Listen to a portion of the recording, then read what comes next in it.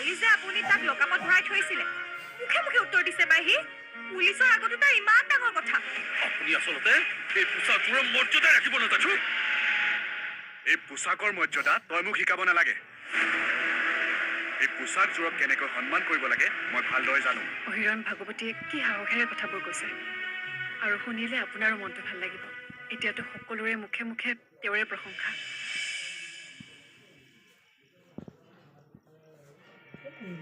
মই একো কৰা নাই মই চাইহে আছিলো তই ইমান কিয় ভয় কৰি থাক মই কৈছো নহয় মই এতিয়া আগৰ দৰে হৈ থকা নাই মই সলনি হৈছো এতিয়াৰ পৰা মই আৰু তোক কেতিয়াও নামাৰো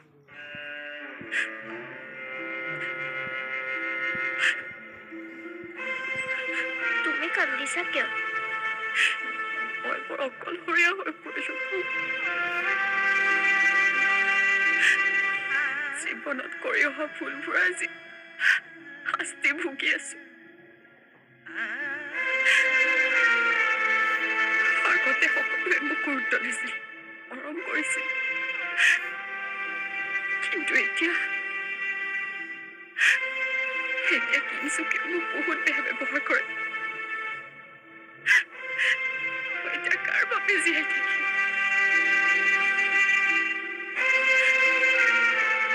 মানুহ চিনি পোৱাটো সঁচাই বৰ কঠিন জাননে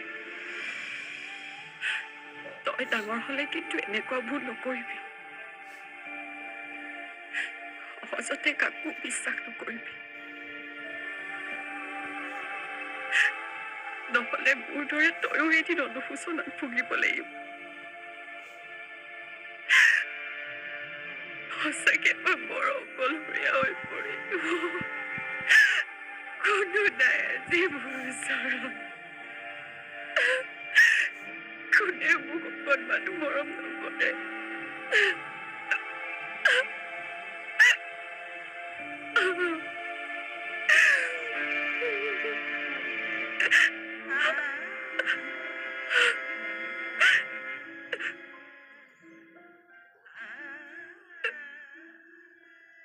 তুমি নাকান্দিবাচোন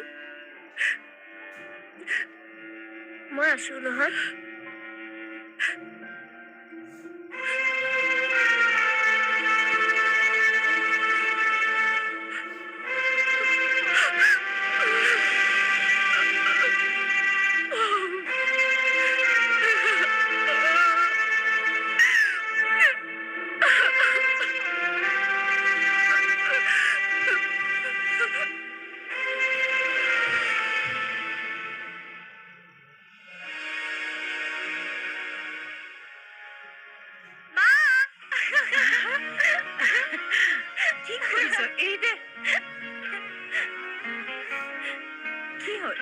আজি ইমান ফূৰ্তিত আছ যে মনটো ভাল লাগিছে আকৌ মন ভাল লাগিবলৈ তই কি চৰকাৰী চাকৰি পালি নেকি মানুহে কি চৰকাৰী চাকৰি পালেহে ফূৰ্তি কৰে নেকি বাৰু সেইবোৰ বাদে এইটো ল এইটো আকৌ কি চিংৰা চিংৰা পইচা ক'ত পালি কিয় কালি যে ছাৰে মোক 200 টকা দিছিল বুলি কোৱা নাছিলো জানো তই যে ইমান কথা পাহৰ নহয় পইচা পালি বুলিয়ে যিটি বস্তুখিনি খৰচ কৰি নাথাকিবিচোন হ'ব দে বাৰু চিংৰা কাইলৈ ৰাতিপুৱা চাহৰ লগত খাবি এতিয়া ভাত খোৱাৰ সময় হ'ল যা মুখ হাতকেইটা ধুই আগৈ মই কিন্তু আজি ভাত দেৰিকৈ খাম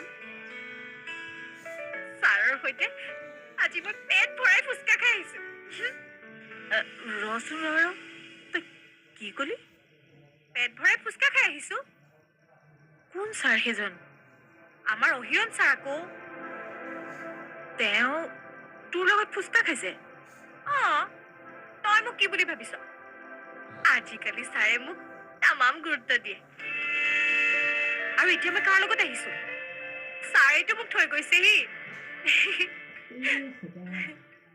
কোনোবাই বেছিকৈ গুৰুত্ব দিলে বুলিয়ে তই নিজকে পাহৰি নাযাবি অ তেওঁলোক ডাঙৰ মানুহ পিছত কেতিয়াবা কষ্ট পাবি ছাৰে আকৌ মোক কি কষ্ট দিব জেলত ভৰাই থলেহে হ'ব আৰু জেলত ভৰাই থবলৈ মই তেনেকুৱা অপৰাধ কৰিব লাগিব নহয় আজি ভাত কিহে ৰান্ধিছ বেঙেনা ভাজি সদায় সদায়তো একেবাৰে ৰান্ধি থাকো। আজি মই তোৰ কাৰণে এটা নতুন কিবা বনাম। মই হাত ভৰিকেইটা পটককে ধুই আহোঁগৈ ৰ।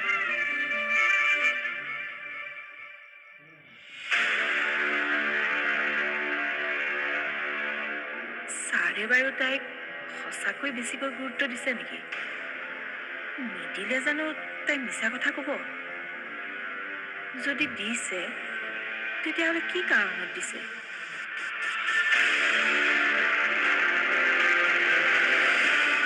আজি টিভি খুলিবই নোৱাৰি, চাৰিওফালে তোৰে নিউজ। লগৰবোৰে যে ফোন কৰি মোক কিমান তোৰ কথা সুধিছে, সকলোৰে মুখত অকল তোৰে প্ৰশংসা। বাইক হিচাপে আজি মোৰ বুক গৰ্বত ফুলি গৈছে। I am very proud of you my bro. হ'ব আৰু তই কিমান কৈ থাক? ঘণ্টা ধৰি ঘণ্টা কৈ থাকিলেও কিজানি কমহে হ'ব। এইবোৰ ঘটনাটো আগতেও ঘটি আছিল। কিমান নাৰী ধৰ্ষিতা হৈছিল, কিন্তু এইবোৰ কাম জানো কোনোবাই কৰিছিল?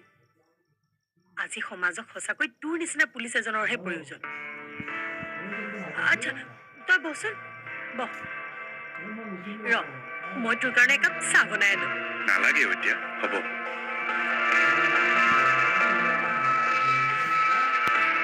পিছে তই এতিয়া অকল সমাজখনকে সুৰক্ষা কৰি থাকিবি নে বিয়াখন পাতি ঘৰখনো শুৱনি কৰিবি? তই ইমানকে মোৰ বিয়াৰ কথা চিন্তা কৰিব নালাগে।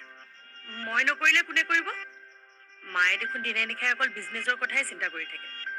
মই এতিয়া এইবোৰ জঞ্জালত সোমাবলৈ মন নাই। অহিৰ, সকলো কামৰে এটা সময় থাকে। তই কিমান কয় একেটা কথাকে? ক'বই লাগিব, বাইক হিচাপেতো মোৰো এটা দায়িত্ব আছে। সময়মতে যদি তোৰ বিয়াখন মই পাতি নিদিওঁ, কাইলৈ সকলোৱে মুখে দুখিব। তই যদি কাৰোবাক মনে মনে চাই থৈছ, মোক ক'ব পাৰো। নাই চোৱা। তেনেহ'লে চা সোনকালে। এতিয়া ডিউটি এৰি ছোৱালী চাই থাকিবলৈ মোৰ হাতত সময় নাই। তেনেহ'লে মইহে চাওঁ নেকি? তই যি কৰ কৰি থাক, মই যাওঁ।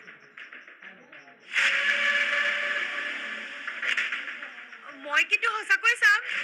ক'লো নহয়, যি কৰ কৰি থাক।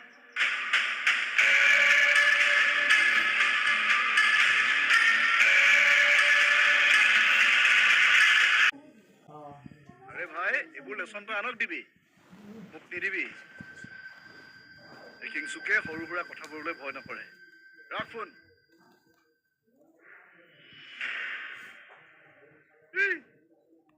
কি চাই আছ?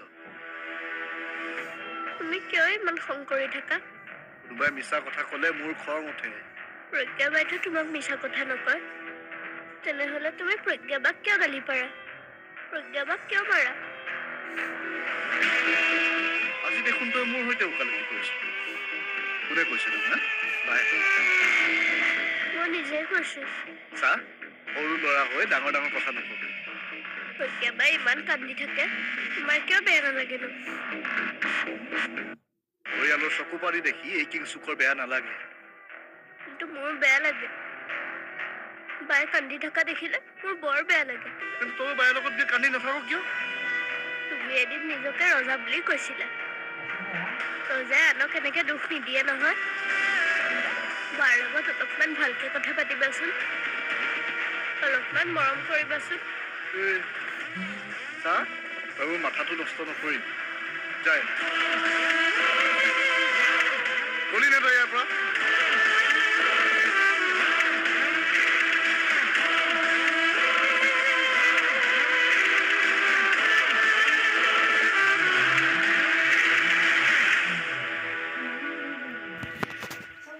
গম পাইছনে বেদ? যিটো কাম আমি কৰিব নোৱাৰিলো সেইটো কাম ছাৰে কৰি দেখুৱালে। কিছুমান কথা ভাবিলেই আচৰিত লাগে। বিন্দুৰ সৈতেতো হিৰণ ভাগৱতী ছাৰৰ কোনো তেজৰ সম্পৰ্ক নাই, কিন্তু তেওঁ কোৱা মতে কামটো কৰি দেখুৱালে। সেইদিনা ৰাতি আমাক থানালৈ মাতি নিছিলে। বিন্দুক মণিৰ সন্মুখলৈ নি মাতি ক'লে, মাৰ, তই আজি হেঁপাহ পলোৱাই ইয়াক মাৰ। মই সেইদিনাই অনুমান কৰিছিলো ছাৰে কিবা নহয় কিবা এটা কৰিব। তাৰ আগলৈকে মই তেওঁক ইমান বিশ্বাসত ল'ব পৰা নাছিলো। ভাবিছিলো পুলিচে সৌজন্যতাৰ খাতিৰত কথাবোৰ কৈছে। এনেও চব পুলিচে অপৰাধীক বিচাৰি ফুৰে, কিন্তু ভিতৰিহে সনা পিটিকা। ছাৰকো মই প্ৰথমতে তেনেকুৱা বুলিয়ে ভাবিছিলো। অৱশ্যে মণি গুণ্ডাই সেইদিনা বিন্দুক আকৌ আগচি ধৰোঁতে ছাৰে যেতিয়া ৰচোন ৰ, কি কলি তই? মণিয়ে বিন্দুক আকৌ আগচি ধৰিছিল। সেইবাৰো তাক ছাৰে এৰেষ্ট কৰিছিলে, কিন্তু এদিনো ৰাখিব নোৱাৰিলে। নিভানে আহি মোকলাই নিলে। সেইদিনা ৰাতি সেই কাম নকৰা হ'লে আজি সি মুকলি আকাশত লগত থাকিলেহেঁতেন। এইবোৰ কথা তই মোক কোৱা নাছিল। তোক কৈ জানো কিবা লাভ আছে? আমাৰ চিন্তা কৰিবলৈ তোৰ ওচৰততো আজিকালি সময়ে নাই। তোৰ ব্যৱসায়, তোৰ টকা, এইবিলাকহে তোৰ প্ৰয়োজনীয়। চা, ব্যৱসায়ৰ কামত কেতিয়াবা মই ব্যস্ত হৈ থাকিবলগীয়া হয়, কিন্তু সেই বুলি ইমান ডাঙৰ কথা এটা মোৰ পৰা লুকাব লাগে নেকি? বিন্দুৰ ককায়েক হিচাপে খবৰটো জনোৱাৰ তোৰ দায়িত্ব আছিল। ককায়েক হিচাপে ভনীয়েকৰ খবৰ লোৱাটো দায়িত্বৰ ভিতৰত নপৰে নেকি? এনেও এতিয়া বিন্দুৰ দায়িত্ব মোৰ ওপৰত। তই চিন্তা কৰিব নালাগে। আৰু মোৰ বিন্দুৰ বাহিৰেতো কোনোৱেই নাই। তাইয়ে মোৰ বাবে সকলো। আগতে এজন ভাল বন্ধু আছিলে, যি সুখ দুখৰ সমভাগী আছিল, কিন্তু এতিয়া সি ডাঙৰ মানুহ। আমাৰ লগত তাৰ ষ্টেণ্ডাৰ্ড নিমিলে। ধনী মানুহ। চা, তইতো জানই মই ইমান ব্যস্ত। এই ব্যস্ততাই তোৰ বিপদ নমাব বেদ। তোক কিমান বাৰ কৈ আছো, এই কামবোৰ এৰি দেচোন। তই যি পথেৰে আগবাঢ়িছ সেই পথ কিন্তু ভাল নহয়। আগৰ পথলৈ ঘূৰি আছোন। নোৱাৰো, মই ইচ্ছা কৰিলেও সেই পথৰ পৰা উভতি আহিব নোৱাৰো। মানুহে ইচ্ছা কৰিলে চব পাৰে। কথাবোৰ বিন্দুৱে গম পালে কি হ'ব ভাবি চাইছনে? অনুভূতিয়ে গম পালে মনত কিমান দুখ পাব। বেয়া ফলৰ পৰিণাম সদায় বেয়াই হয়। এই অহিৰণ ভাগৱতী ছাৰ কিন্তু বেলেগ ধৰণৰ পুলিচ।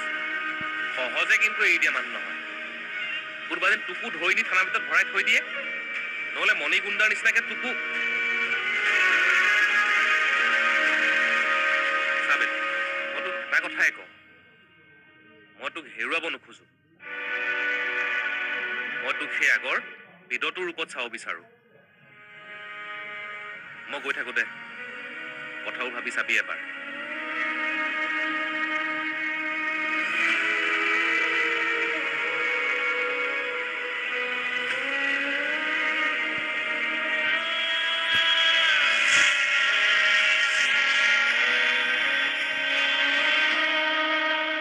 আমি ভবাৰ দৰে যিটো সময়ত আমি ৰেড মাৰিবলৈ গৈছিলো, সেই সময়ত এই মানুহজন বিল্ডিংটোৰ ওচৰে পাজৰে আছিল। এখন তেওঁৰ গাড়ী আৰু এখন চাওক, তেওঁৰ হাতত এটা বেগ আছে। ওচৰত ৩-৪টা CCTV কেমেৰাত তেওঁৰ হাতত বেগ থকাটো ধৰা পৰিছে। এই ফুটেজটো 9:15 ঠাইখিনিৰ পৰা ঘূৰি অহাৰ পিছত কিন্তু তেওঁৰ হাতত বেগটো নাই।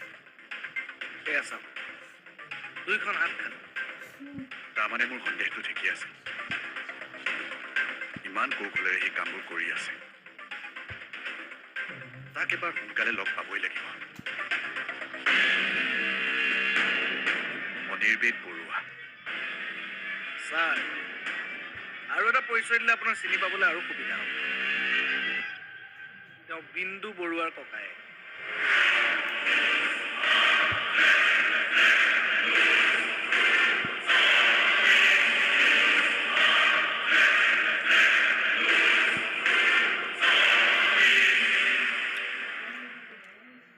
আমি এতিয়া আৰু এনেকৈ হাত সাৱটি বহি থাকিলে নহ'ব। কিবা এটা আমি নিশ্চয় কৰিব লাগিব। সি অকল মোৰেই নহয়, আপোনাৰো ৰেপুটেশ্যন নষ্ট কৰিছে।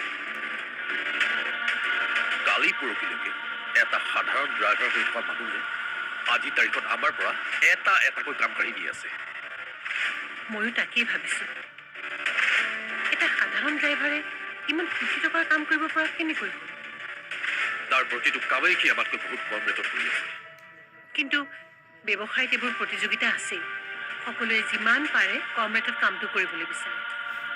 মই সেইটোক লৈ চিন্তা কৰা নাই, কিন্তু চিন্তা কৰিছো তাৰ পৰিৱৰ্তনটোক লৈ। ইমান কম সময়ৰ ভিতৰত মানুহে কেনেকৈ ইমান উন্নতি কৰিব পাৰে? 0ৰ পৰা ডাইৰেক্ট কোটি টকাৰ কণ্টেক্ট। আৰু সি আমাতকৈ 30-40% কম ৰেটত কৰে। তাৰ নিশ্চয় কিবা এটা বেলেগ উদ্দেশ্য আছে।